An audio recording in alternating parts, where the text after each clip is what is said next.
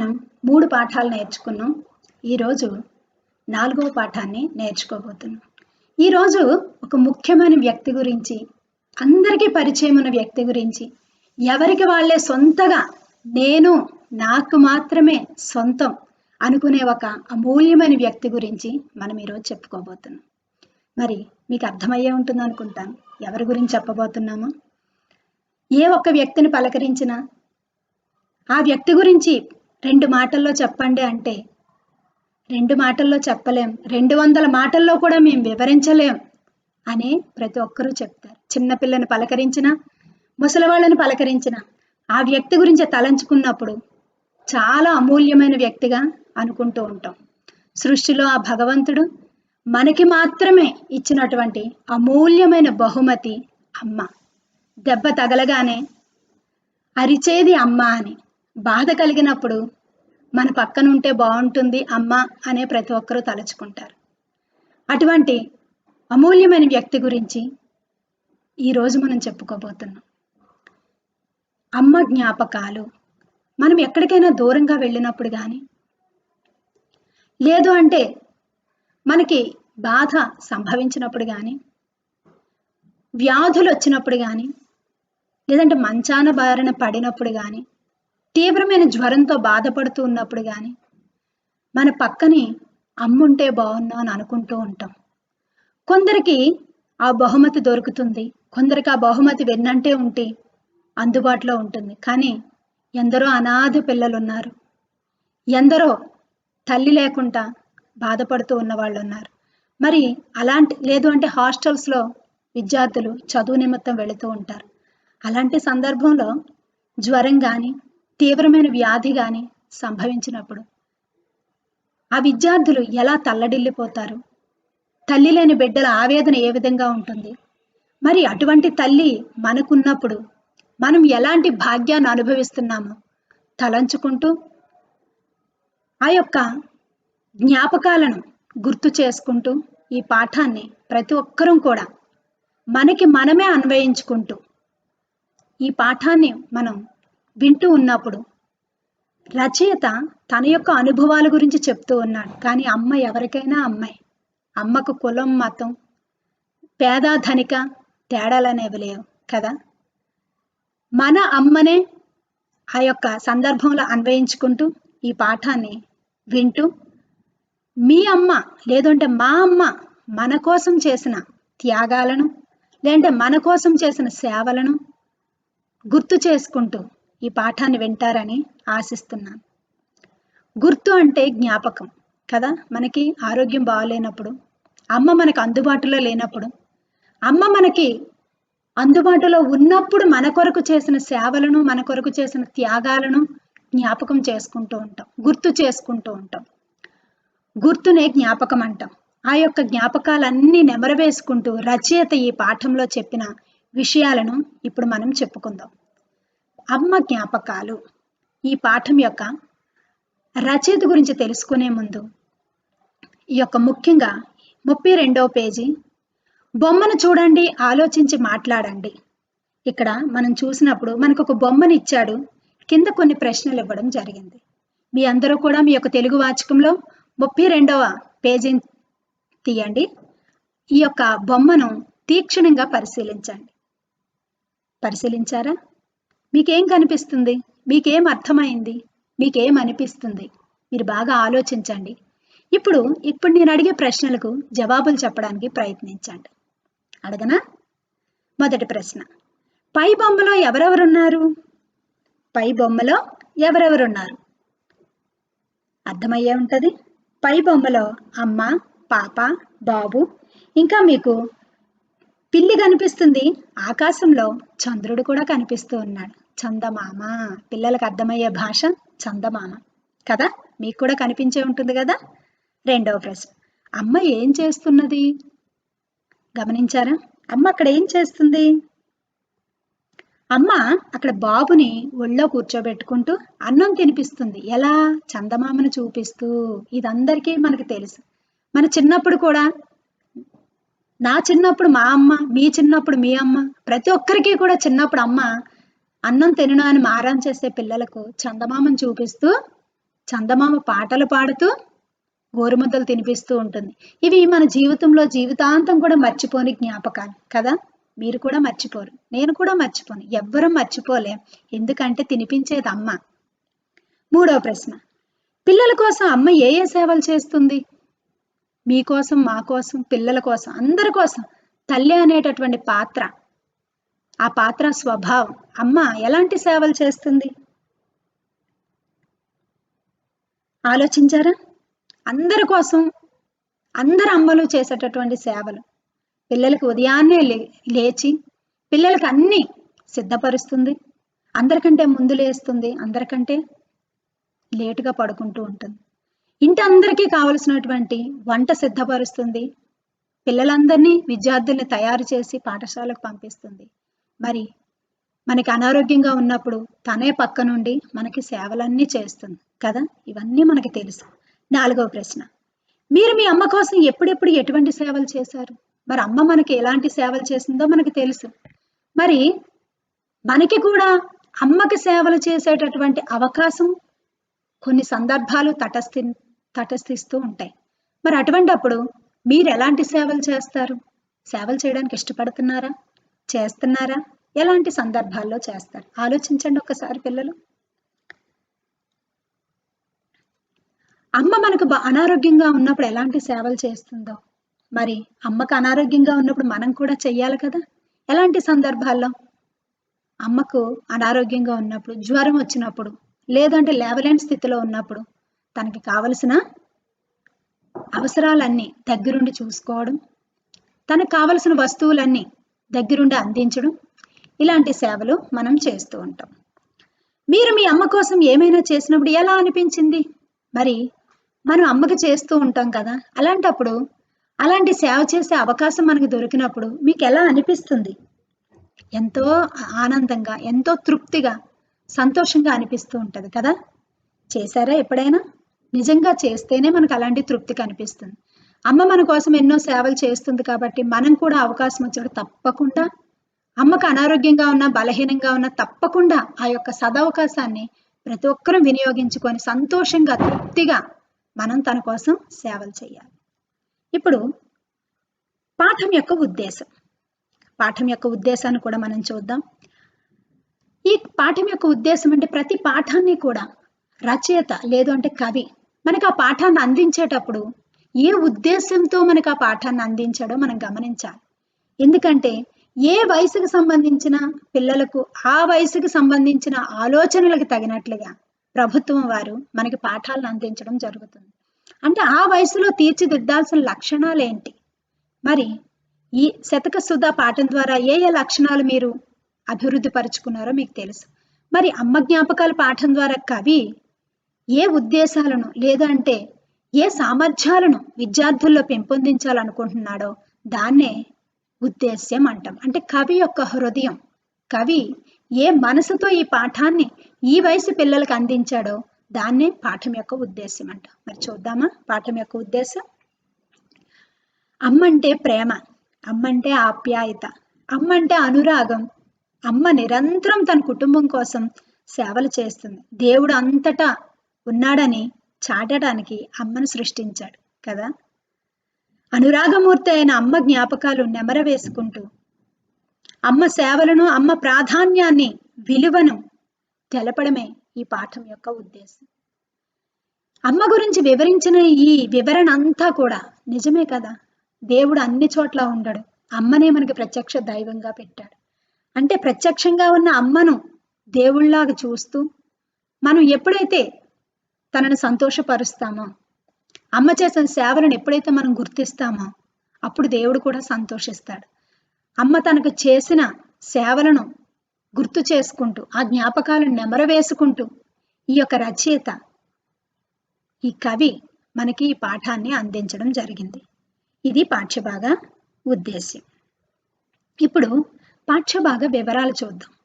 ప్రతి పాఠానికి కూడా పాఠ్యభాగ వివరాలు అనేవి ఉంటాయి కదా. ఆ పాఠ్యభాగ వివరాలు అంటే ఏంటి? ఈ పాఠాన్ని ఏ గ్రంథం నుంచి తీసుకోవడం జరిగింది, మూలం ఎక్కడి నుంచి, కవి ఎక్కడి నుంచి ఈ యొక్క మూలాన్ని తీసుకొని మనకు అందించాడో తెలియచేసేది. తర్వాత ప్రక్రియ, ప్రక్రియ అంటే రచించే విధానం అని చెప్పాను. మనకి తెలుగు సాహిత్య ప్రక్రియలు అనేకం ఉన్నాయి.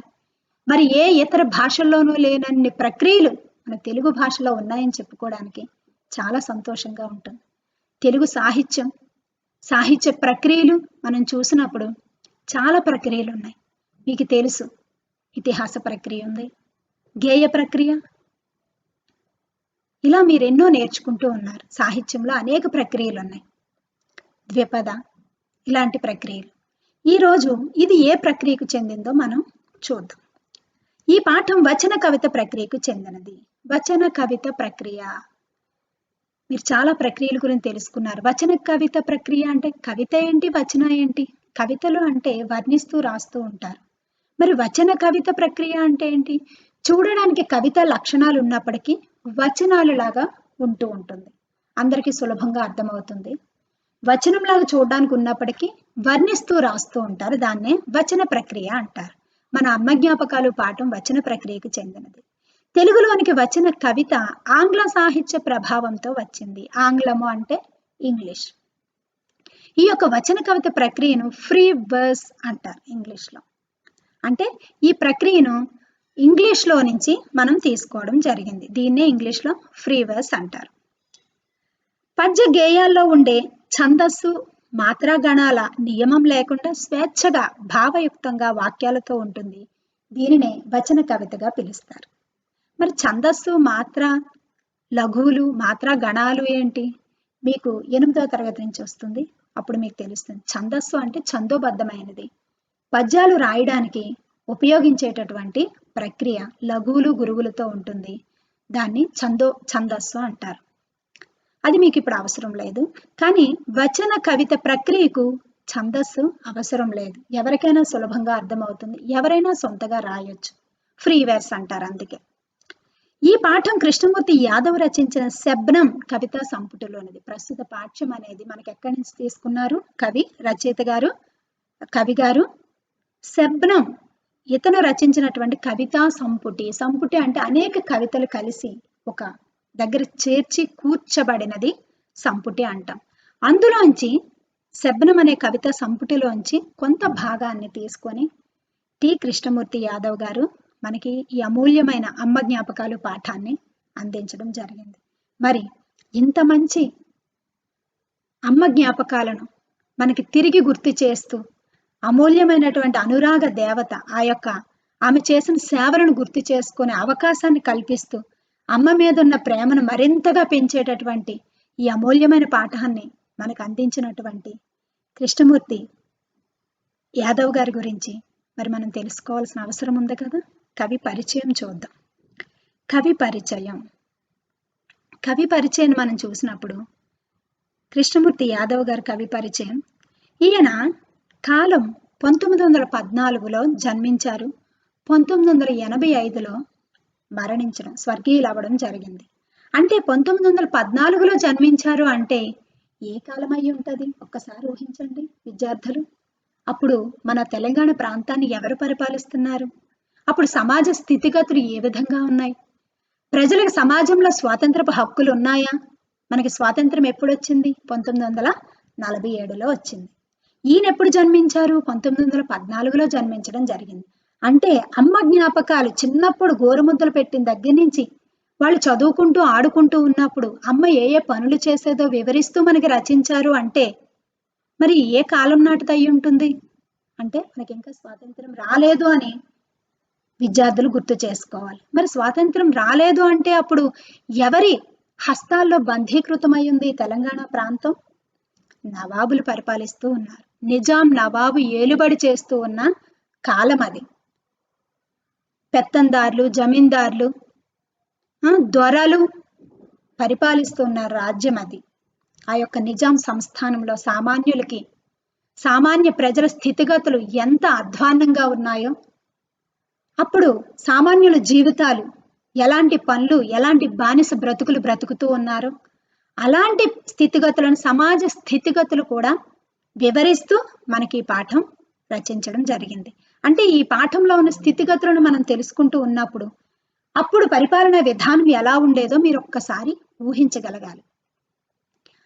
ఆ యొక్క విధంగా ఊహిస్తూ ఈ పాఠాన్ని అర్థం చేసుకుంటారని అనుకుంటున్నాను.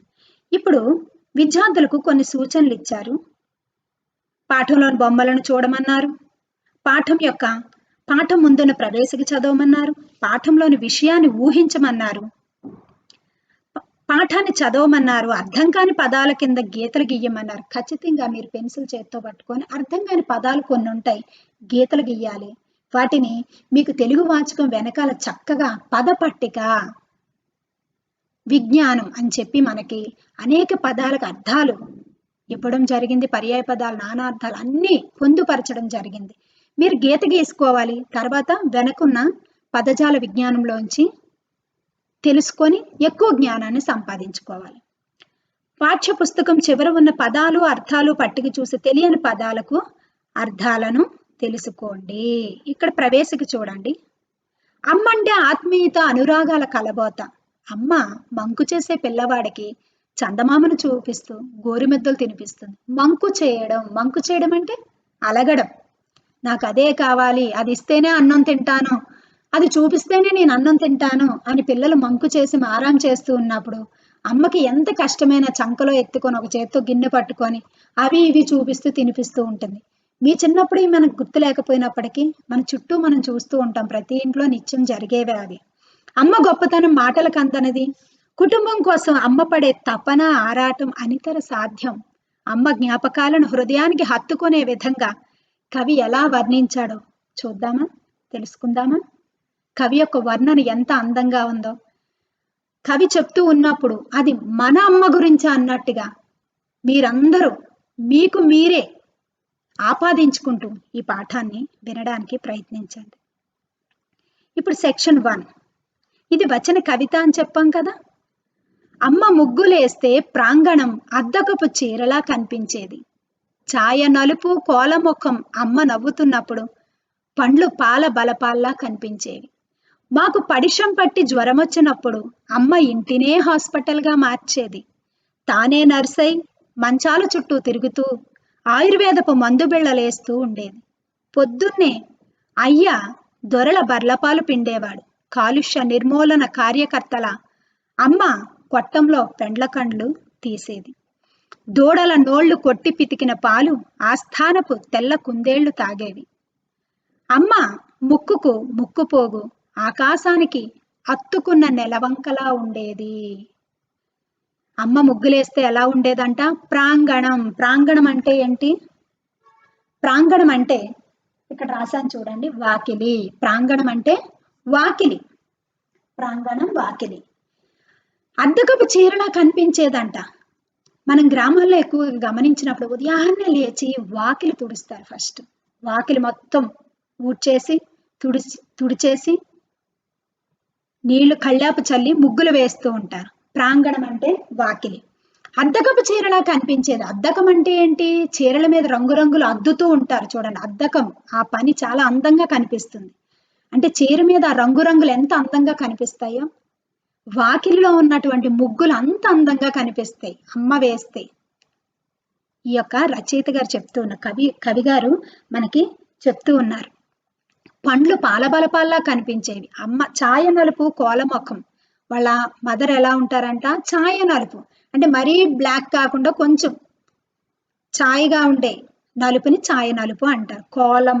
కోలముఖం అంట. అమ్మ ఎప్పుడైనా నవ్వితే పళ్ళు పాల బలపాల్లా కనిపించేవంట. అంటే అంత తెల్లగా ఉండేవంట వాళ్ళ అమ్మ పళ్ళు. మాకు పడిశం పట్టి జ్వరం వచ్చినప్పుడు అమ్మ ఇంటినే హాస్పిటల్గా మార్చేది. పడిశం, గీత గీయండి, పెన్సిల్తో గీత గీయండి. పడిశం అంటే ఏంటి? జలుబు.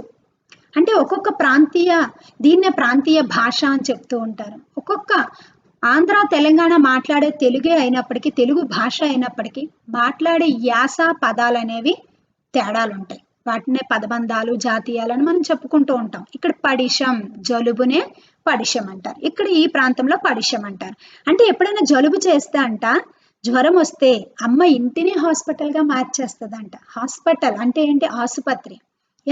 ఎలా మారుస్తుంది? కరోనా వచ్చింది చూడండి. ఇప్పుడు మనకి కరోనా వచ్చింది. ప్రతి ఒక్కరూ కూడా ఇంట్లోనే మన చిట్కాలన్నీ పాటించేస్తున్నాం. ఇదే పెద్ద హాస్పిటల్ అయిపోయింది. మనకు మనమే అవన్నీ తయారు చేసేసుకుంటున్నాం. కషాయాలని, అది వాడాలి, ఇది వాడాలని. కానీ ఇవన్నీ మనకి తెలియకముందే అమ్మ మనకి ఆవిరి పట్టడం, వేడి నీళ్ళలో పసుపు వేయడం, ఆవిరి పట్టడం, లేదు అంటే మనకి ఏవేవో రకరకాల తమలపాకులు కొంతమంది నెత్తిమే పెడతారు, ఆ వేడంతా తీసేస్తుంది, చలవ చేస్తుంది అని. ఓకేనా? అంటే ఏంటి? పిల్లలకి ఏమేం చెయ్యాలి? కాపడం పెట్టడం, ఆవిర్లు పట్టడం, మందుగోళీలు అందించడం, మన చుట్టూ తిరుగుతూ నర్స్ అయిపోతుంది ఆమె, హాస్పిటల్‌గా మార్చేస్తది. తానే నర్స్ అయ్యి మంచాల చుట్టూ తిరుగుతూ ఆయుర్వేదపు మందు బిళ్ళలేస్తూ ఉండేది. ఆ రోజుల్లో ఆయుర్వేదమే వాడుతూ ఉండేవాళ్ళు. ఆయుర్వేదం అంటే ఏంటి? చెట్లు, ఔషధ గుణాలున్న ఎన్నో చెట్లు మన యొక్క భారతదేశానికి మూలం. ఆ రోజుల్లో ఈ యొక్క ఇంగ్లీష్ మందులు, ఈ గోళీలు ఇవన్నీ కనుక్కోక ముందు ఆయుర్వేదం మెడిసిన్నే ఎక్కువగా వాడేటోళ్ళు. వేర్లు, చెట్లు, బెరడులు, ఎన్నో రకాల ఆకులు, ఔషధ గుణాలు ఉన్నటువంటి చెట్లు ఎన్నో మన భారతదేశంలో నిలయమై ఉన్నాయి. అప్పుడు ఆమె ఏ పసరు వేస్తే తగ్గుతుంది, ఏ మందులు వేస్తే తగ్గుతాయి, ఏ ఆవిరి పడితే తగ్గుతుంది, ఇలా ఆమె నర్స్ అయిపోయి మన మంచం చుట్టూ తిరుగుతూనే ఉంటుంది. పొద్దున్నే అయ్య దొరల బర్లపాలు పిండేవాడు. మరి వాళ్ళ అయ్య అంటే ఏంటి? నాన్నగారు. వాళ్ళ నాన్నగారు ఏం చేసేవాళ్ళంట? దొరల పాలు పిండేవారంట. ఆయన ఎక్కడికి వెళ్ళాలి? అప్పటికి స్వాతంత్రం లేదు. పెద్దవాళ్ళ ఇళ్లలో పనులు చేసిన తర్వాతే వాళ్ళ సొంత ఇళ్లలో పనులు చేసుకోవాలి. ఉదయాన్నే లేవగానే ఆయన ఎక్కడికి వెళ్ళిపోవాలి? దొరల గారి ఇంట్లో ఈయన పని మనిషి, పాలేర్లు, లేదంటే ఏదో రకమైన పని మనుషుల కింద వాళ్ళ పనులన్నీ చేసినాకే వీళ్ళ సొంత పనులు. వెంటనే తొందరగా ముందు దొరల అంటే ఎవరు? అప్పుడు పరిపాలించేటటువంటి అధికారులు. దొరలు అంటే ఏంటి? అధికారంతో ఉన్నవాళ్ళు. బ్రిటిష్ వాళ్ళనే కాదు, అధికారంతో ఉన్నవాళ్ళు. జమీందారీ పరిపాలన ఉండేది, లేదంటే పటేళ్ళు అని ఉండేవాళ్ళు, పెద్దవాళ్ళు ఉండేవాళ్ళు. ఆ దొరల ఇంట్లోకి వెళ్ళిపోయి వాళ్ళ బర్రెలు ఉంటాయి కదా, వాళ్ళ బర్రెల పాలు పితకాలి. బర్రెల పాలు తీసి వాళ్ళ పిల్లలు తాగడానికి వీళ్ళు సిద్ధపరచాలన్నమాట. ఆ పనులన్నీ చేసి అప్పుడు వీళ్ళు రావాలి. కాలుష్య నిర్మూలన కార్యకర్తల అమ్మ కొట్టంలో పెండకళ్ళు తీసేది. కొట్టం అంటే ఏంటి? పశువుల్ని కట్టిపెట్టే పాకలు ఉంటాయి కదా, దాన్ని పశువుల కొట్టం అంటారు. కాలుష్య నిర్మూలన కార్యకర్త, స్వచ్ఛ భారత్ అంటున్నాం. లేదంటే ఉదయాన్నే మనం చూస్తే జిహెచ్ఎంసి వాళ్ళు ఉదయాన్నే వచ్చేసి మన చుట్టూ ఉన్న చెత్తను ఊడుస్తూ ఉంటారు, మనం చూస్తూ ఉంటాం.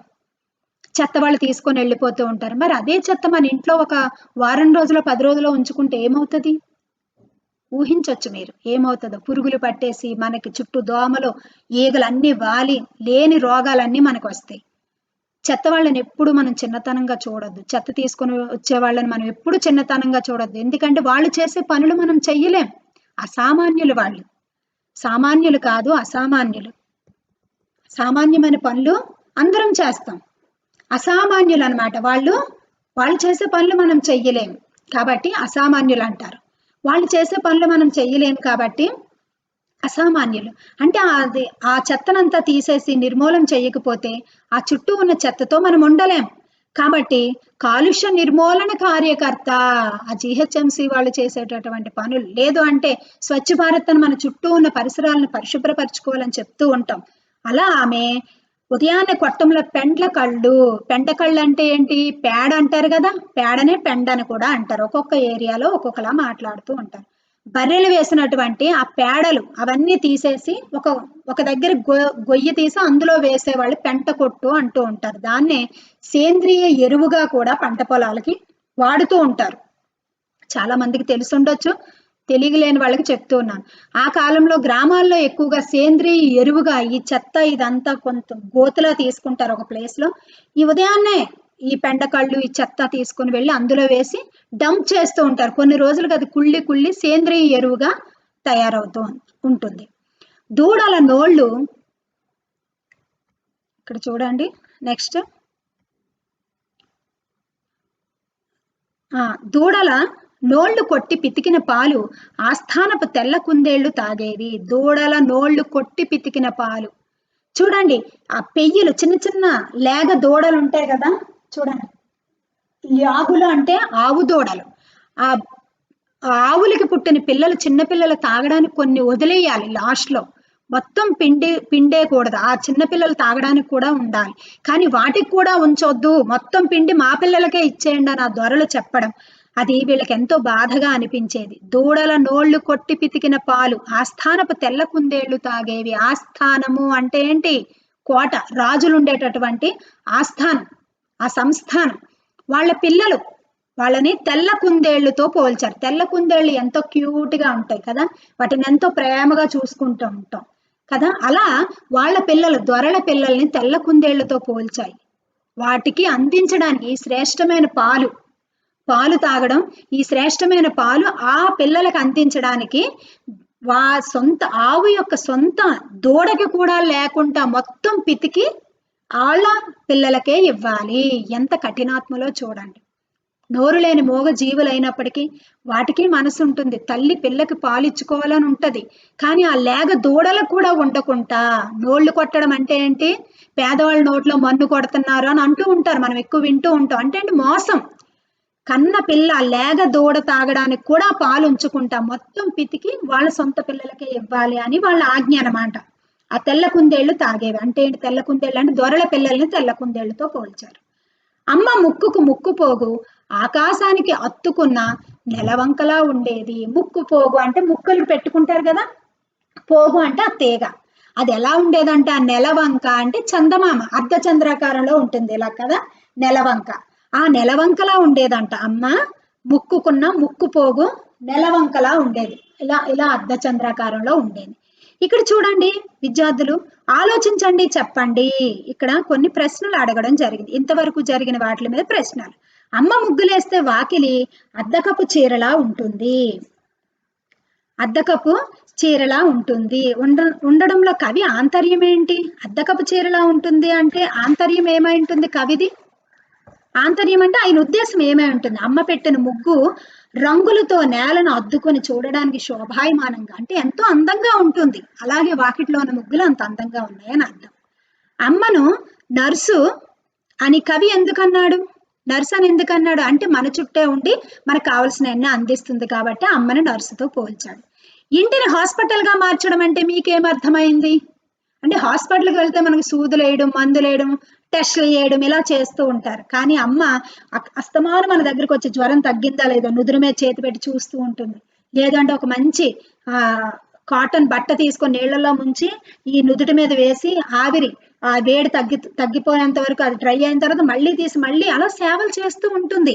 అంటే మా తర్వాత మనకేం కావాలో అందిస్తూ ఉంటుంది. కాబట్టి హాస్పిటల్ గా చెప్పడం జరిగింది. ఆస్థానపు తెల్ల కుందేళ్లు అని కవి ఎవరిని ఉద్దేశించి అన్నాడు, ఎందుకు?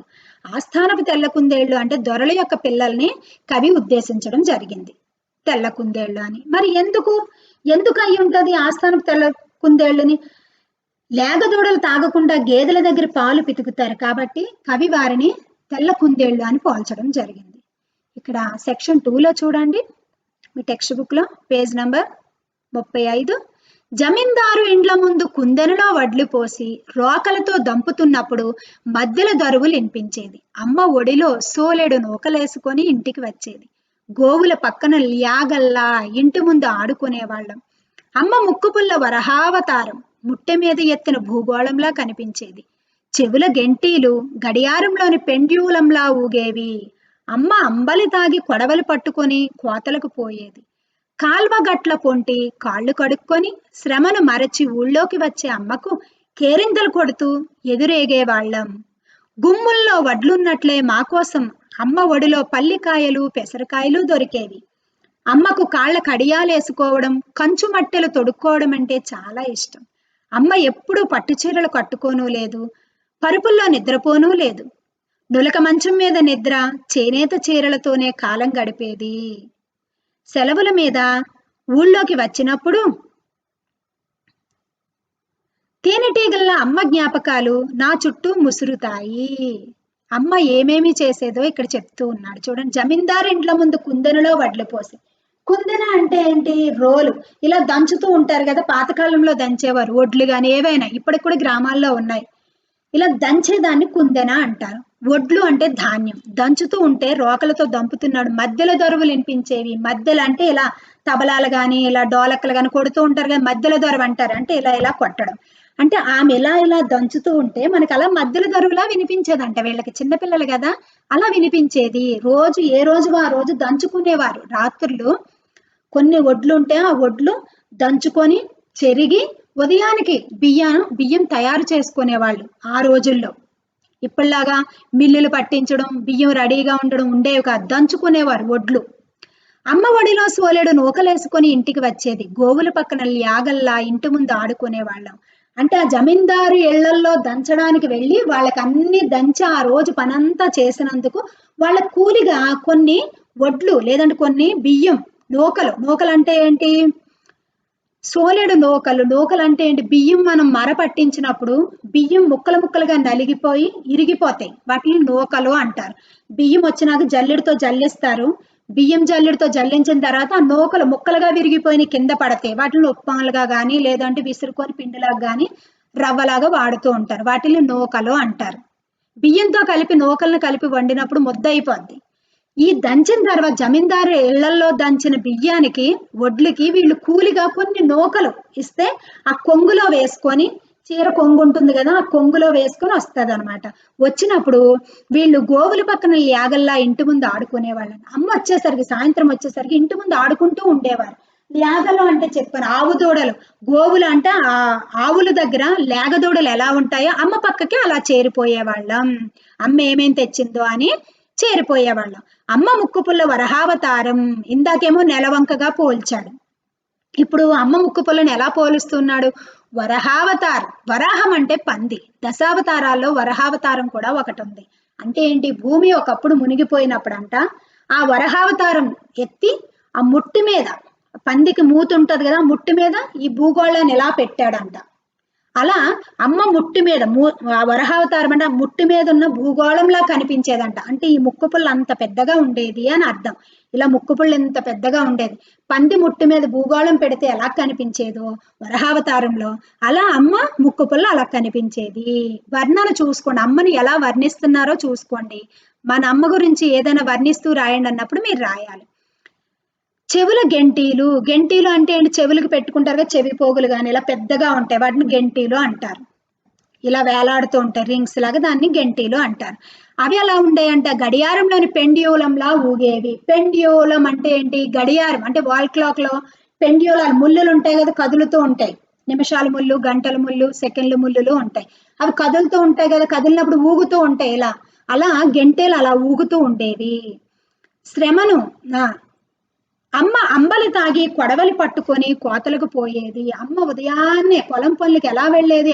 కొంచెం అంబలి తాగేసి కొడవలు పట్టుకొని కొయ్యడానికి వెళ్ళిపోయేదంట. అంబలి అంటే ఏంటి? రాగితో చేస్తారు కదా, రాగి అంబలి అంటారు. రాగిని పొడిగా చేసేసి వాటర్లో వేసి సాలిడ్ గా ఇలా చేస్తారు, దాన్ని రాగి అంబలి అంటారు. కాల్వ గంటల పొంటి కాళ్ళు కడుక్కొని శ్రమను మరిచి ఊళ్ళోకి వచ్చే అమ్మకు కేరింతలు కొడుతూ ఎదురెళ్ళే వాళ్ళం. అమ్మ పొలం పనులకు వెళ్ళి సాయంత్రం వచ్చేటప్పుడు పొలం పనులన్నీ అయిపోయిన తర్వాత గట్లు ఉంటాయి కదా, పొలం గట్లు, అక్కడ కాళ్ళు చక్కగా కడిగేసుకొని పొలం కాలువ గట్లు, కాలువలు ఉన్న దగ్గర ఆ గట్టు మీద పొంటి అంటే పక్కన ఆ గట్లు పొంటి కాళ్ళు కడుక్కొని ఆమె శ్రమంతా మరిచిపోయి ఊళ్ళోకి వచ్చేసేదంట. ఆమెను చూసి పిల్లలు ఆడుకుంటూ కేరింతలు కొడితే, అమ్మ వచ్చేసింది, పల్లికాయలు తెస్తుంది, పెసరకాయలు తెస్తుంది అని సంతోషంగా కేరింతలు కొట్టుకుంటూ అమ్మ దగ్గరికి వచ్చేసేవాళ్ళు. ఎదురేగేవాళ్ళం అంటే ఎదురుగా వెళ్ళేవాళ్ళు, కేరింతలు కొడుతూ ఎదురేగేవాళ్ళం. గుమ్ముల్లో వడ్లున్నట్టే. గుమ్ము అంటే మనకు అర్థం అవ్వాలి. గుమ్ము అంటే ఏంటంటే పాతకాలంలో ధాన్యాన్ని అంతటిని దాయడానికి పెద్ద కొండల్లా ఉండే గాదెలు అంటూ ఉంటారు. వాటిని ఒక రూమ్ లో మట్టితో అలికిన వాటి మీద వాటిని పెట్టి ఆ పెద్ద ఎత్తుగా ఉన్న కొండల్లాంటి వాటిల్లో స్టోర్ చేసేవారు ధాన్యాన్ని. ఆ ధాన్యం ఉన్న ప్రదేశాన్ని గుమ్ములు అంటారు. గుమ్ముల్లో వడ్లు ఉన్నట్టే ధాన్యాన్ని వడ్లు అంటారు కదా. ఆ ధాన్యపు స్టోర్ చేసేటటువంటి ఆ గుమ్ముల్లో ధాన్యం ఎలా ఉంటాయో, అమ్మ ఒడిలో పల్లికాయలు, పనంతా చేసినాక ఒళ్ళో పల్లికాయలు వేసుకొని లేదంటే పెసరకాయలు వేసుకొని వచ్చేదనమాట. అమ్మకు కాళ్ళ కడియాలు వేసుకోవడం, కంచుమట్టెలు తొడుక్కోవడం అంటే చాలా ఇష్టం. కాళ్లకు కడియాలు చూడండి, వెండి కడియాలు, వెండితో ఇలా లావుగా ఉండి కాళ్ళకు పెట్టుకుంటూ ఉంటారు, కడియము అంటారు. లావుగా పెద్దగా ఉంటాయి కడియాలు. మెట్టెలు అంటే కాళ్ళకి టోస్ కి రెండో ఫింగర్ కి పెట్టుకుంటారు కదా మమ్మీ వాళ్ళు. ఆమె రాగి మట్టెలు, కంచు మట్టె అంటే ఏంటి? కంచు బంగారం కలర్ లాగే ఉంటది, కంచు ఎల్లో కలర్ లో. ఆ కంచు మట్టెలు పెట్టుకోవడం, కడియాలు వేసుకోవడం అమ్మకి చాలా ఇష్టం అంట. మరి మన అమ్మకి ఏమి ఇష్టమో మనం ఆలోచించాలి. అమ్మలకి ఏమేమి ఇష్టమో పిల్లలకి తెలియాలి. అమ్మ ఎప్పుడు పట్టు చీరలు కట్టుకోను లేదు, పరుపుల్లో నిద్రపోను లేదు. పట్టు చీరలు, పరుపులు అన్నప్పుడు సుఖవంతమైన జీవితాన్ని చూపిస్తూ ఉంటది. ధనవంతులైన జీవితాలు, సుఖవంతమైన జీవితాలు చూపిస్తూ ఉంటది. అంటే ఇక్కడ అర్థం ఏంటి? అమ్మ ఎప్పుడు సుఖపడ్డం మేము చూడలేదు. పట్టు మంచాల మీద పడుకోవాలి, పట్టు చీరలు కట్టుకోవాలి, లేదు అంటే స్టైల్‌గా, సోగ్గా నేను తిరగాలి అనేటటువంటి మనసు అమ్మకి ఎప్పుడూ లేదు. ఎప్పుడూ కూడా నార చీరలు, చేనేత చీరలతోనే కాలం గడిపేది. సెలవుల మీద ఊళ్ళోకి వచ్చినప్పుడు తేనెటీగల్లా అమ్మ జ్ఞాపకాలు నా చుట్టూ ముసురుతాయి. మా అమ్మ మా కోసం అంత కష్టపడేది. సాయంత్రం అమ్మ వచ్చేసరికి మేము ఎదురు చూసేవాళ్ళం. అంటే తినడానికి ఇళ్లల్లో ఏం ఉండేవి కాదు. అమ్మ కష్టపడి పనిచేసి వచ్చేటప్పుడు మాకు ఏదైనా తీసుకొస్తది. అమ్మ ఏం తీసుకొస్తదా? ఏం తిందామా అని మేము ఎదురు చూసేటటువంటి పేద కుటుంబం మాది. అంత కష్టపడి అమ్మ మా కోసం ఉదయాన్నే అంబలి మాత్రమే తాగి పొలం పనులకు వెళ్ళిపోయేది. వెళ్ళిపోయి వచ్చేటప్పుడు మళ్ళీ మేము ఎదురు చూస్తామని అక్కడికక్కడే ఫ్రెష్ అయిపోయి కాళ్ళు కడిగేసుకొని, ఆ కాలువల పంట అంతా కడిగేసుకొని మంచిగా సర్దేసుకొని మళ్ళీ అలిసిపోయినట్టుగా కాకుండా ఎంతో ఎనర్జెటిక్‌గా మమ్మల్ని ఎదురేగుతూ మా కోసం ఇయి తెచ్చానని మాకు చూపిస్తూ ఉండేది. ఉదయాన్నే పేడకళ్ళు తీయడం కార్యకర్తలాగా, కాలుష్య నిర్మూలన కార్యకర్తలాగా, మనకి పరిశ్రమ వచ్చినప్పుడు హాస్పిటల్‌గా మార్చడం, నర్సులా మారిపోయి మన మంచం చుట్టూ తిరగడం. అమ్మ దొరల ఇంటికెళ్ళిపోయి ఆ! అయ్య దొరల ఇంట్లకెళ్ళిపోయి పాలు పితకడం. అమ్మ దొరల జమీందారుల ఇళ్ళ ముందు ధాన్యం ఒడ్లు దంచి వచ్చేటప్పుడు ఇన్ని నూకలు తీసుకొని రావడం. ఇవన్నీ ఊహించుకుంటూ ప్రతిసారి సెలవులకి ఇంటికెళ్ళినప్పుడంట మనం కూడా సమ్మర్ హాలిడేస్ గానీ, దసరా హాలిడేస్ గానీ వచ్చినప్పుడు అమ్మమ్మ వాళ్ళ ఇంటికి, తాతయ్య వాళ్ళ ఇంటికి, నాన్నమ్మ వాళ్ళ ఇంటికి వెళతాం గదా! అలా ఇతను ఎప్పుడూ సెలవులకి వెళ్ళినప్పుడంట, అమ్మ ఏమేం చేసేది? మేము చిన్నగున్నప్పుడు ఎలా ఉండేవాళ్ళం? ఎక్కడెక్కడ ఆడుకునేవాళ్ళం? అమ్మ ఎలా పని చేసేది? ఇవన్నీ కూడా ముసురుకున్నట్టు తేనెటీగల్లా అమ్మ జ్ఞాపకాలు నా చుట్టూ ముసురుకుంటాయి. తట్ట, తేనె తట్ట చుట్టూ ఈగలు ఎలా ముసురుకుంటాయి? లేదంటే బెల్లం ఉంటే ఈగలు ఎలా అంటే చేరిపోవడం, గుంపుగా చేరిపోవడం. అలా ఆ ఊరు చూడగానే, ఆ ఇల్లు చూడగానే అమ్మ అతని కోసం చేసిన త్యాగాలన్నీ కూడా అతనికి ముసురుకునేవంట. ముసురుకోవడం అంటే కమ్ముకోవడం, గుర్తొచ్చేవి. మరి మనకి కూడా అనారోగ్యంగా ఉన్నప్పుడు గుర్తొస్తాయి కదా! అమ్మ చేసిన జ్ఞాపకాలు, అమ్మ చేసిన త్యాగాలు, అమ్మ చేసిన సేవలు, అమ్మ మన కోసం చేసినవన్నీ మనకెప్పుడు గుర్తుంటాయి. జీవితాంతం మనం గుర్తుపెట్టుకోవాలి. అమ్మని ఎప్పుడు బాధ పెట్టకూడదు. వాళ్ళని బాధ పెట్టే ముందు వాళ్ళు మన కోసం చేసిన త్యాగాలు మనకు గుర్తుండాలి. మనం 9 నెలలు గర్భంలో మోస్తది. అది బరువని అమ్మ ఎప్పుడు అనుకోదు. మనకి ఏది ఇష్టమైనా సరే, తనకెంత ఆకలిగా ఉన్నా సరే, తనకి లేకపోయినా మన కోసం పెడుతూ ఉంటది. తనకెంత కష్టమున్నా సంతోషంగా మనకు కనిపిస్తూ ఉంటుంది. ఉదయాన్నే మనందరికంటే ముందు లెగుస్తుంది. రాత్రి మనం అందరం నిద్రపోయినాక పడుకుంటుంది. ఎప్పుడు లెగుస్తుందో, ఎప్పుడు పడుకుంటుందో ఏది కనిపించదు. తన శ్రమను, తన కష్టాన్ని మన ముందు ఎప్పుడు ఆమె కనిపించనియ్యదు. ఎప్పుడు సంతోషంగా ఉంటది. ఎప్పుడు తనకెంత బలహీనంగా ఉన్నా మన ముందు ఎప్పుడు చలాకీగానే తిరుగుతూ ఉంటుంది. మన కోసం ఇన్ని కష్టాలు పడి, ఇంత శ్రమను పడి, తన కష్టాన్ని దాచుకొని మన కోసం శ్రమ పడినటువంటి అమ్మ 9 మాసాలు బరువని ఎంచుకోకుండా మనకి జన్మనిచ్చేటప్పుడు తను చనిపోతూ ఉన్నా సరే, పిల్లకు బ్రతికితే చాలు అని సంతోషంగా ఆపరేషన్ బెడ్ మీదకి వెళుతూ ఉంటారు చాలా మంది. అటువంటి పాత్ర అమ్మది. అంటే చనిపోతూ కూడా బిడ్డకి ప్రాణాన్ని ఇచ్చేటటువంటి తత్వం. ఈ సృష్టిలో మరెక్కడా ఇటువంటి పాత్ర అనే స్వభావాన్ని మనం చూడలేము. ఎంత డబ్బు ఇచ్చినా కొనలేము. ఈ పాత్ర స్వభావాన్ని మనం ఎప్పుడు మర్చిపోలేము. అటువంటి జ్ఞాపకాలు అమ్మ జ్ఞాపకాలు. జీవితాంతం కూడా గుర్తుపెట్టుకోవాలి. అమ్మని ఎప్పుడు కష్టపెట్టకూడదు.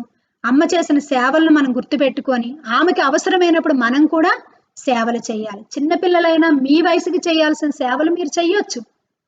మీరు ఎదుగుతూ ఉన్న కొద్దీ కూడా అమ్మ శ్రమను మనం కొంచెం తగ్గిస్తూ ఉండాలి. 24 అవర్స్ మన కోసమే పని చేస్తూ, ఉదయం లేచిన దగ్గర నుంచి మన కోసమే 10 చేతులు రావు కదా! ఉన్న చేతులతోనే, ఉన్న సమయంలోనే ఎన్నో పనులు చక్కబెడుతూ ఉంటది. మీరు చేసుకోగలిగే పనులు అమ్మ నేను ఇవి చేసుకుంటానని అట్‌లీస్ట్ మీ బాస్కెట్స్, మీ వాటర్ బాటిల్స్ నింపుకోవడం, చిన్న మీ బట్టలు వాష్ చేసుకోవడం, ఐరన్ చేసుకోవడం ఇలాంటివన్నా మీరు చేస్తూ అమ్మకి సహాయంగా నిలబడాలి. అమ్మని ఎప్పుడు బాధ పెట్టొద్దు. అమ్మ ఏది చెప్పినా మన కోసమే అని ఆలోచించాలి. అమ్మ జ్ఞాపకాలు ఈ కవి ఎంత వయసొచ్చినా సరే మర్చిపోకుండా ఎంత చక్కగా వివరించాడో మనం ఇక్కడ చూస్తూ ఉన్నాం. అలాగే మన జీవితాంతం కూడా అమ్మ మన కోసం చేసిన సేవలు మనకు గుర్తున్నప్పుడు ఖచ్చితంగా అమ్మ మీద ఉన్న ప్రేమ కూడా ఎప్పటికీ మనం మర్చిపోలేం. మీరు కూడా జీవితాంతం అమ్మ చేసిన సేవలను గుర్తుపెట్టుకొని జీవితాంతం అమ్మని చక్కగా చూసుకోవాలని ఆలోచించుకుంటూ గుర్తుపెట్టుకోండి. ఇక్కడ ఆలోచించండి, చెప్పండి. చూడండి, అమ్మ పొద్దంతా ఎవరి కోసం కష్టపడుతుంది? మీకు ఎట్లాంటి సేవలు చేస్తుంది? ఎలాంటి సేవలు చేస్తుంది? ఇందాకే మనం చెప్పుకున్నాం. పొద్దంతా అంటే ఉదయం లేచిన దగ్గర నుంచి మనకు కావలసినవన్నీ సిద్ధపరుస్తుంది. వంటలు చేస్తుంది, మన తయారు చేసి బడికి పంపిస్తుంది, కూలి పనికి వెళ్తారు, లేదంటే జాబులకు వెళ్ళే వాళ్ళు వెళ్ళి సాయంత్రం వరకు మన కోసమే పనులు చేస్తూ ఉంటారు. మీరు కేరింతలు కొడుతూ ఏ ఏ సందర్భాల్లో ఆనందంగా ఉంటారు? మనకి ఇష్టమైనవి అమ్మ ఇంట్లో వంటలు చేసినప్పుడు కేరింతలు కొడుతూ ఉంటాం. మనకి నచ్చిన పదార్థాలు తయారు చేసినప్పుడు కేరింతలు కొడుతూ ఉంటాం. అమ్మ జ్ఞాపకాలు తేనెటీగల్లా ముసురుతాయి అనడంలో కవి ఆంతర్యం ఏంటి? ఆంతర్యం అంటే ఉద్దేశ్యం. అమ్మ జ్ఞాపకాలు అంటే అమ్మ మనకి దూరంగా ఉండే పరిస్థితులు విధి వల్ల రావచ్చు, లేదంటే మనమే దూరంగా ఉండేటటువంటి సందర్భాలు కలగవచ్చు. అలాంటి సందర్భాల్లో అనారోగ్యంగా వచ్చినప్పుడు అమ్మ చేసిన సేవలన్నీ గుర్తొచ్చి ఆమె జ్ఞాపకాలన్నీ మనకు ముసురుకుంటూ ఉంటాయి. అలాగే కవికి కూడా ఆ యొక్క జ్ఞాపకాలన్నీ గుర్తు రావడమే ఆ ముసురుకోవడం. అందుకే కవి ఆ విధంగా చెప్పాడు. ఇక్కడ సారాంశం చూస్తే మరొక్కసారి నెమరు వేసుకుందాం. అమ్మ వాకిట్లో ముగ్గులేస్తే రంగులద్దిన చీరలా కనిపించేది. అమ్మ నవ్వినప్పుడు పండ్లు పాలబలపాల్లా కనిపించేవి. అంటే తెల్లగా, బలపం అంటే మనం రాసేది. పిల్లలకు జలుబు చేసినప్పుడు, జ్వరం వచ్చినప్పుడు అమ్మ ఇంటిని దవాఖానాగా మార్చి మంచాల చుట్టూ తిరుగుతూ ఒక నర్సుగా మారి మందు బిళ్ళలు వేసేది. దవాఖానా అంటే హాస్పిటల్, ఆసుపత్రి. అయ్య పొద్దున్నే దొరల బర్ల కాడికి పోయి పాలు పిండేవాడు. దొర కొట్టంలో అమ్మ పెండ తీసేది. లేగదూడలు తాగకుండా వాటి నోళ్లు కట్టి పితికిన పాలు దొరల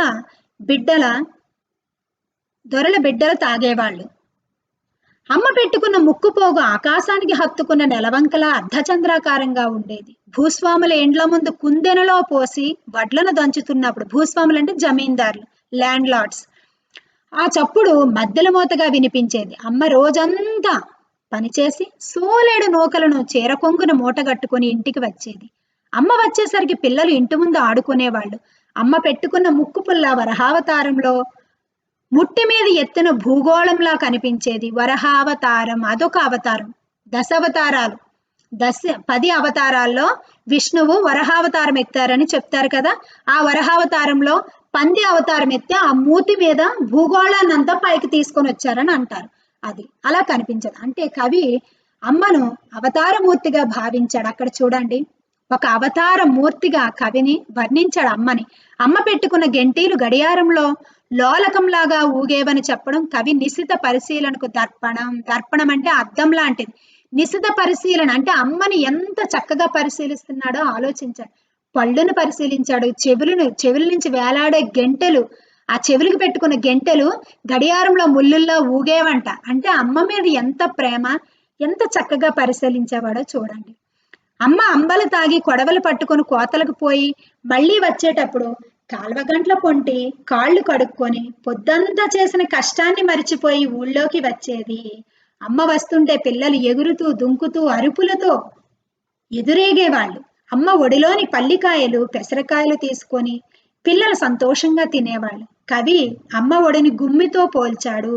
అమ్మ ఒడి ధాన్యం నిల్వ చేసేటటువంటి గుమ్మితో పోల్చాడు. అంటే ఎప్పుడు చూసినా అమ్మ ఒడిలో ఏదో ఒకటి తినడానికి ఉంటాయి.